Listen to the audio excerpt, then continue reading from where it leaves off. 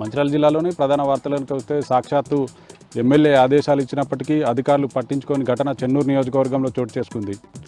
గత కొద్ది రోజులుగా పత్తి కొనుగోలులో రైతులు ఇబ్బందులు పడుతున్నారని, వారి సమస్యలు పరిష్కరించాలంటూ జిల్లా కలెక్టర్ కుమార్ దీపక్ను కోరారు చెన్నూరు నియోజకవర్గ ఎమ్మెల్యే వివేక్ వెంకటస్వామి. ఎమ్మెల్యే వివేక్ కలెక్టర్లు ఆదేశాలు ఇచ్చినప్పటికీ వారి ఆదేశాలను ఖాతరు చేయలేదు సీసీఐ అధికారులు. చెన్నూరు మండలం కిష్టంపేట వద్ద గల వరలక్ష్మి జిన్నింగ్ మిల్ ముందు సీసీఐ అధికారుల తీరును నిరసిస్తూ జాతీయ రహదారిపై రైతులు రాస్తారోకో చేశారు. దీంతో భారీగా ట్రాఫిక్ జామ్ ఏర్పడింది. ఓవైపు ఎమ్మెల్యే కలెక్టర్ ఆదేశాలు ఇచ్చినప్పటికీ సీసీఐ అధికారులు ఆదేశాలను పాటించకపోవడం పట్ల రైతులు ఆగ్రహం వ్యక్తం చేశారు. మంచిర్యాల జిల్లా నస్పూర్ మున్సిపాలిటీ పరిధిలోని భరోసా సెంటర్లో ప్రథమ వార్షికోత్సవం సందర్భంగా మహిళలు, విద్యార్థులకు ర్యాగింగ్, లైంగిక వేధింపులు, భద్రతపై అవగాహన కల్పించారు పోలీసులు.